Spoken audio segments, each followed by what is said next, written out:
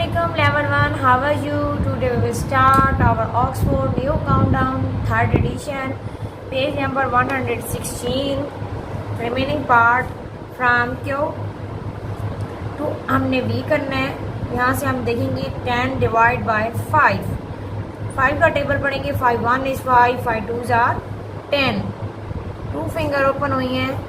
आगे क्या है, 4 का टेबल पढ़ना है हमने। 28 और 8 तक स्टॉप होना है। 4 1 is 4, 4 2s are 8, 4 3s are 12, 4 4s are 16, 4 5s are 20, 4 6 are 24, 4 7s are 28। तो कितने फिंगर ओपन हुई हैं? 7। यहाँ हम 7 लिखेंगे।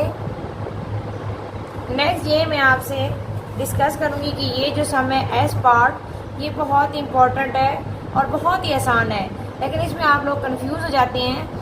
4 डिवाइड बाय 4 मीन 4 है और हमने डिवाइड भी 4 करना है। तो क्या 4 1 इज़ 4, मतलब हमारी 1 फिंगर ओपन हुई है। हमारे पास 4 कैंडीज हैं और हमने 4 ही डिवाइड करनी है। तो कितने बच्चों को देंगे? एक ही बच्चे को हम 4 दे देंगे, मीन 4 1 इज़ 4। तो हमारी कितनी फिंगर ओपन हुई है? 1। अगर इसकी जगह 6 होता, 6 डिवाइड बाय 6, तो हम 6 1 इज़ 6, 10 डिवाइड बाय 10, 10 1 इज़ 10। तो इसी तरह अगर हमारे पास दोनों सेम नंबर होते हैं तो हमारा आंसर क्या आएगा? 1।